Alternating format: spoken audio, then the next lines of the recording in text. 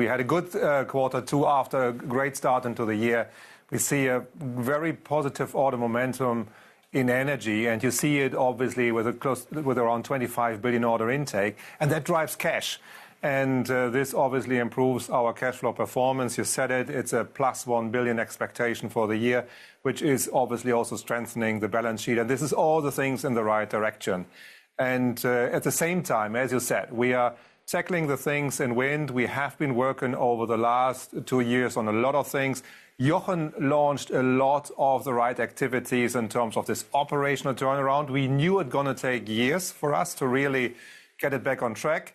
We now decided, and I think that is the element in wind also today, on a long-term strategic plan to bring it back to double-digit margin.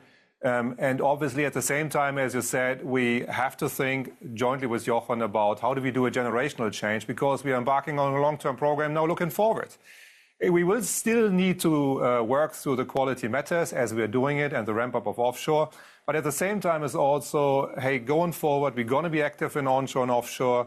We're going to focus the business in onshore more. We hammer down on the volume product in offshore, and are strongly convinced, obviously, to bring it to a double-digit margin. And this combined, obviously, with a super performance in grid technologies and a very strong gas services business, that is positive messages really today. But after all, I also have to say, we go in step after step after step. I mean, that is what we said before, and that is what we're currently doing. Look, and thank you for that explanation. There's been a huge rally in your shares off the lows, albeit they've still got a long way to go. And this really kind of happened when the state came in and you got your financing package sorted out, and now you're taking very affirmative action on Gamesa as well. But there are two issues. There is the quality control issues, which you're working through, and I note your point about those double-digit margins going forward as well. But there's also the competitive position as well, and those Chinese manufacturers, they're not going to let go as well on the vicious competition out there as well. So yes, you're working on issue number one. Two, you're always working on the second issue, is how to be competitive as well. But how tough is the market out there, even when you sort out your quality control issues, Christian?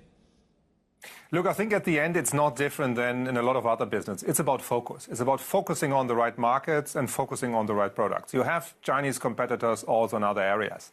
And you should be careful in which market you really go all in and full-fledged competing. Where does it make sense? Where do you have the long-term profit pools?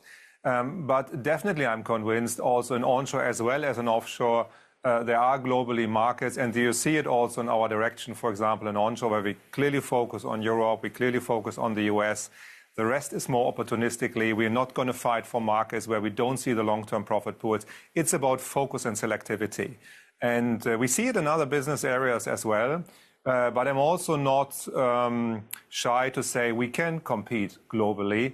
It will be a fierce competition, no question. And this is not just the Chinese, this is other competitors as well.